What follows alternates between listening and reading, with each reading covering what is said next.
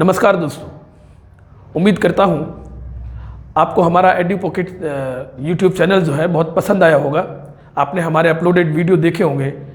आपके जो रेस्पॉन्सेज आ रहे हैं हमें उससे बहुत खुशी हो रही है कि आप हमारे बहुत सारे वीडियो जो है उसको लाइक भी कर रहे हैं, आपसे शेयर भी कर रहे हैं और सब्सक्राइब भी कर रहे हैं। कल का हमारा जो लास्ट टॉपिक छोड़ा था वो टॉपिक था Mendeleev's periodic table.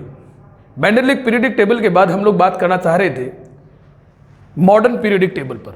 Modern periodic table जो है वो सबसे पहले दी गई हेनरी मोजले के द्वारा 1913 में।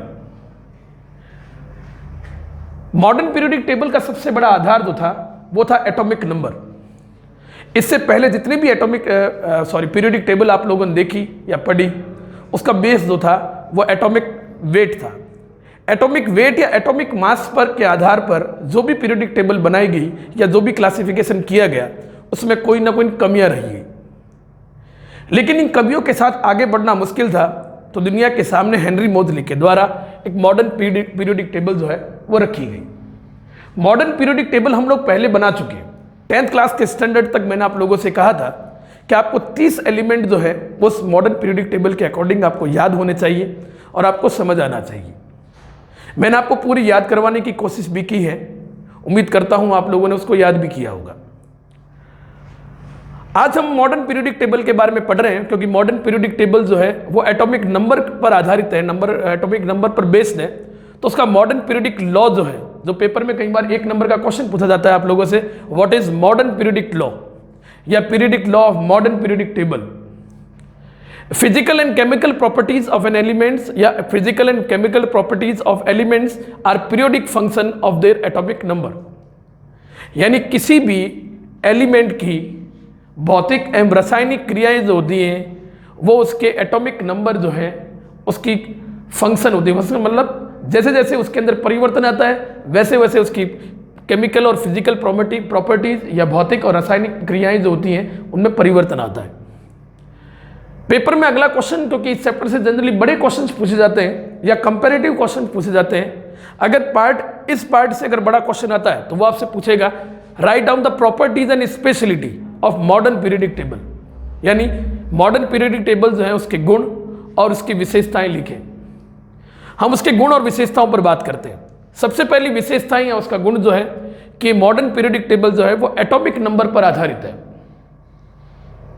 इससे पहले की जितने भी, बार बार कह रहा हूं, इससे पहले की जितने भी पीरियडिक टेबल हैं वो एटॉमिक नंबर पर आधारित नहीं थी, वो एटॉमिक मास या एटॉमिक वेट पर आधारित थी, यानी परमाणु के भार पर आधारित थी।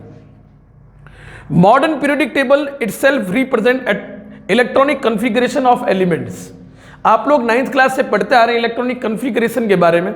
इस मॉडर्न पीरियडिक टेबल को पढ़ने के बाद हम लोग इलेक्ट्रॉनिक कॉन्फ़िगरेशन पर भी बात करेंगे कि इलेक्ट्रॉनिक कॉन्फ़िगरेशन कैसे लिखा जाता है।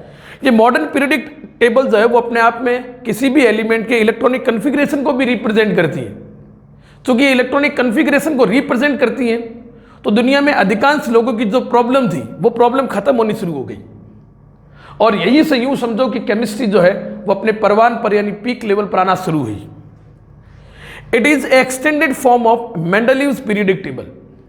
ये मेंडलीव पीरियडिक टेबल का एक विस्तारित रूप है। विस्तारित रूप क्यों है?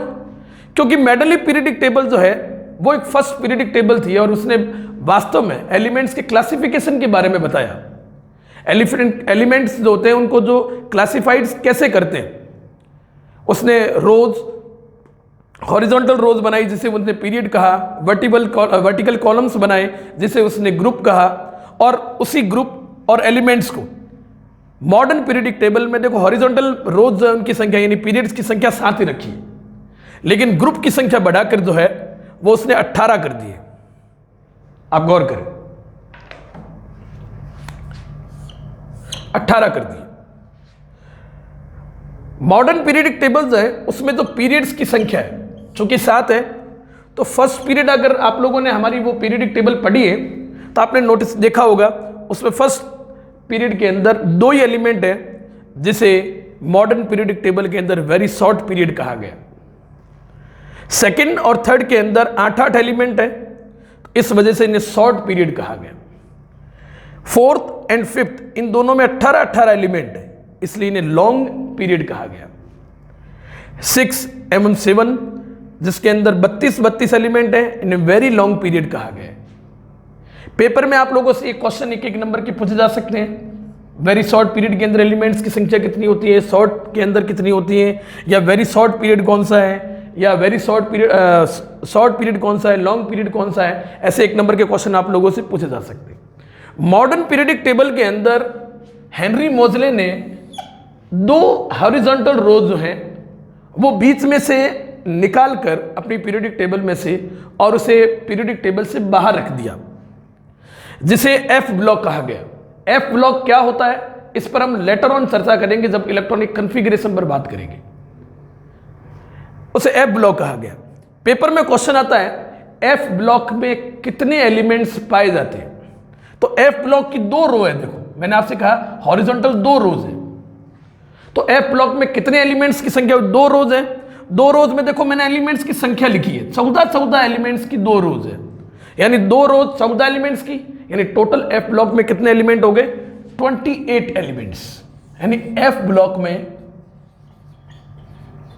28 एलिमेंट्स होते हैं। ये एक नंबर का क्वेश्चन पेपर में पूछा जाता है।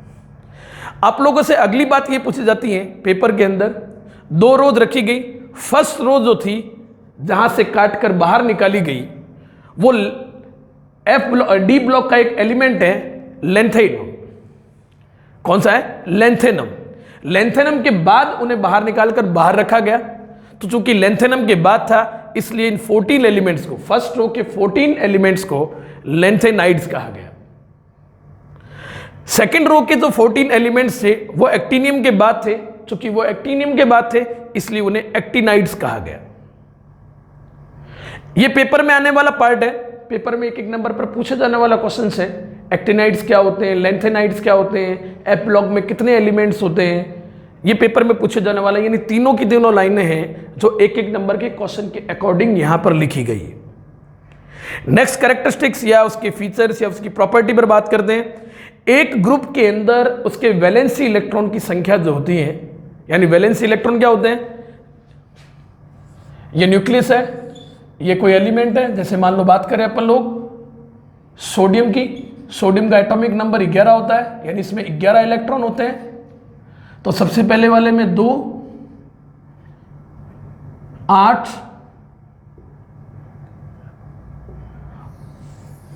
और इस सबसे बाहर का जो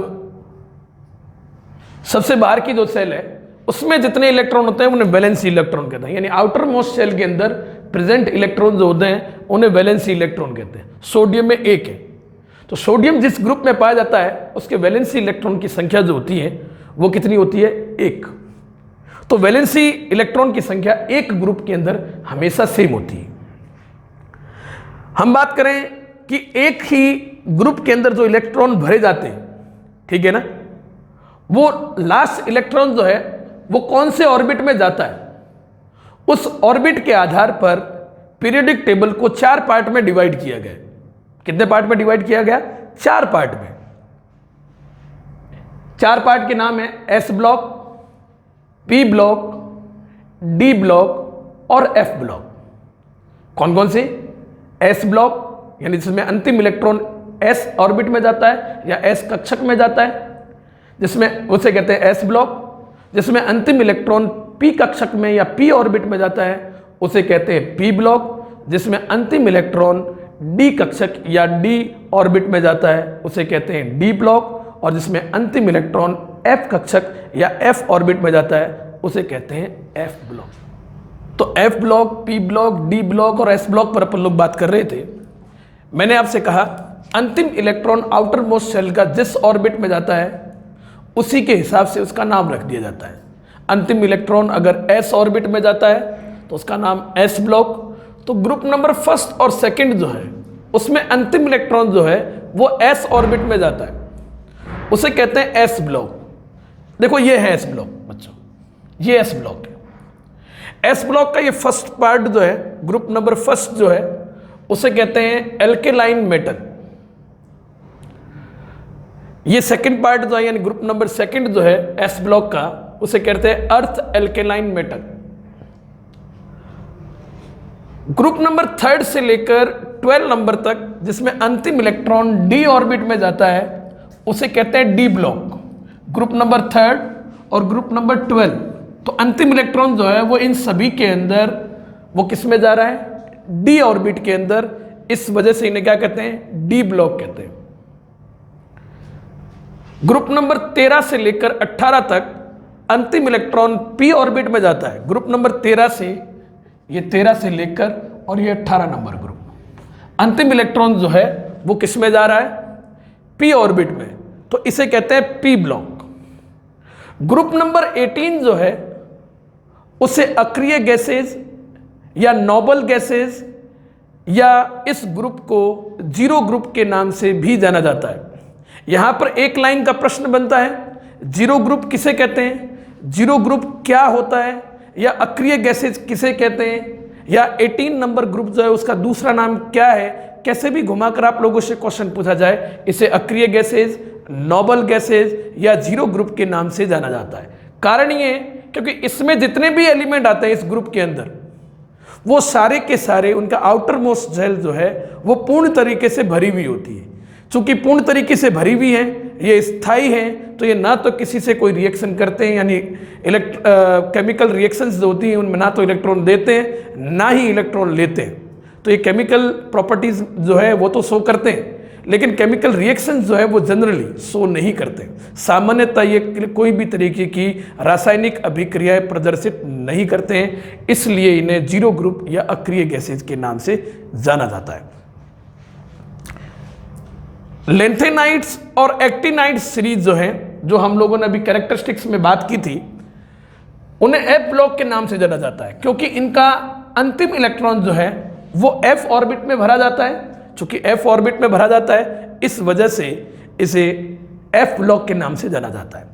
मैंने आपसे कहा था चूंकि लेंथेनम के बाद आते हैं, तो फर्स्ट सीरीज जो है एफ ब्लॉक की उसे लेंथेनाइट्स कहते हैं। दूसरी सीरीज जो है वो एक्टिनियम के बाद आती है, इसलिए इन्हें एक्टिनाइट्स कहते हैं। दोनों में 14 एलिमेंट होते हैं, यानी 14 एलिमेंट्स होते हैं। टोटल मिलाकर 28 एलिमेंट्स जो हैं वो एफ ब्लॉक में पाए जाते हैं। डी ब्लॉक का एक नाम और है transit elements.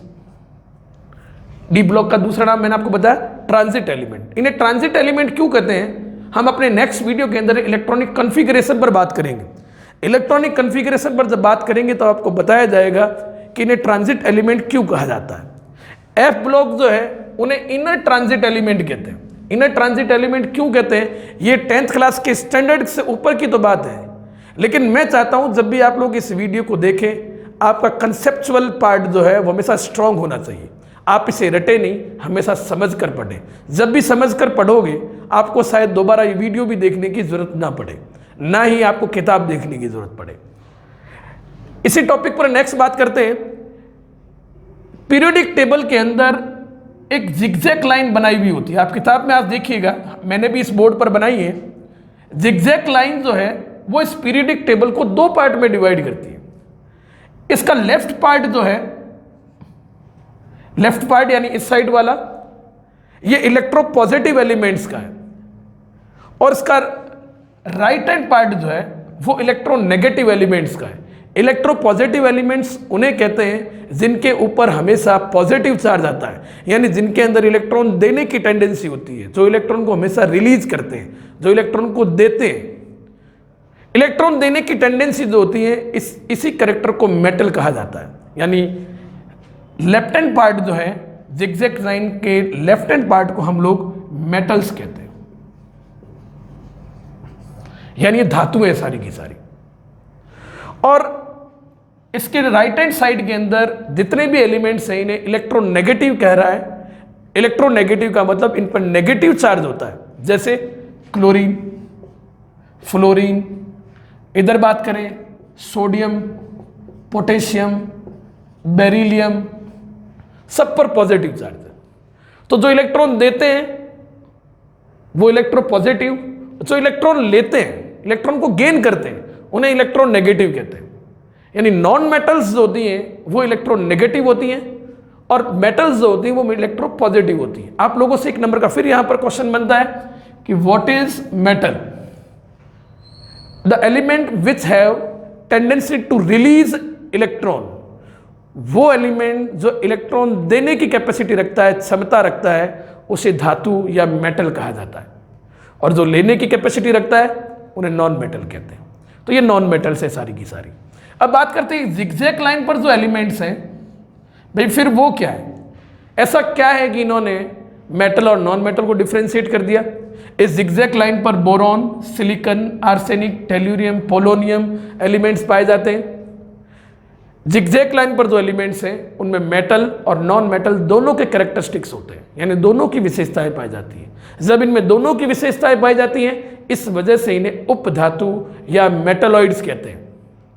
The elements which have both metal and not metal characteristics is called metalloids, यानी उपधातु कहते हैं, जिनमें दोनों धातु और अधातु दोनों की विशेषताएं पाई जाती हैं। एग्जाम्पल आप सब लोगों से जनरली पेपर में पूछा जाता है, क्योंकि 1 नंबर का प्रश्न यहां से बनता है। तो boron, silicon, arsenic, tellurium, polonium. Next कल के वीडियो में अपन लोग बात करेंगे, अपना जो नेक्स्ट वीडियो आएगा उस नेक्स्ट वीडियो में हम लोग इलेक्ट्रॉनिक कन्फिग्रेशन के बारे में बातचीत करेंगे। इलेक्ट्रॉन कन्फिग्रेशन के साथ साथ हम लोग transit element, inner transit elements, S block, इन सब पर बात करेंगे। इलेक्ट्रॉन कैसे भरे जाते हैं हम लोग इस पर बात करेंगे। पेपर में जनरली जो क्वेश्चन आपका बनता है, क्योंकि पेपर में एक सिंगल क्वेश्चन तो आता नहीं है आपकी, एक क्वेश्चन जो है वो 2 या 3 के पार्ट में आता है, उनमें से एक क्वेश्चन आपको इलेक्ट्रॉनिक कन्फिग्रेशन से जरूर मिलेगा, लेकिन डिटेल्ड आपके चैप्टर में है नहीं। तो ये पूरा डिटेल जो है आपका इलेक्ट्रॉनिक कन्फिग्रेशन का पार्ट जो है वो आपको नेक्स्ट वीडियो में यानी कल बताया जाएगा। और मैं चाहता हूं कि आप लोग इस वीडियो को इतना सब्सक्राइब करें, इतना देखें कि आपको शायद इस लॉकडाउन के दौरान अगर लाइव क्लासेस के अलावा, मान लो जैसे लाइव क्लासेस का मतलब ये होगा कि अगर आप अपनी क्लासरूम में नहीं जा पाते हैं, आपके पास सोर्स केवल इंटरनेट या मोबाइल ही रहता है, तो आप इतना पढ़ सके कि जब भी अगर पेपर हो तो आप कभी भी अपनी तैयारी को कमज़ोर ना समझें। उम्मीद करता हूं आप लोगों ने इस वीडियो को सब्सक्राइब किया होगा, अगर नहीं किया है तो मैं आपसे उम्मीद करता हूं कि आप जल्दी इस वीडियो को सब्सक्राइब करेंगे। हमारे एडुपॉकेट चैनल जो है उसको अधिक से अधिक लोगों के साथ शेयर करेंगे, उसे लाइक करवाएंगे उनके वीडियोज़ को, और अपने आपके जितने भी सोशल मीडिया के सोर्सेज हैं उनके थ्रू अपने दोस्तों को, अपने परिवार के मेंबर्स को हमारे इस चैनल को अधिक से अधिक सब्सक्राइब करवाएं। धन्यवाद।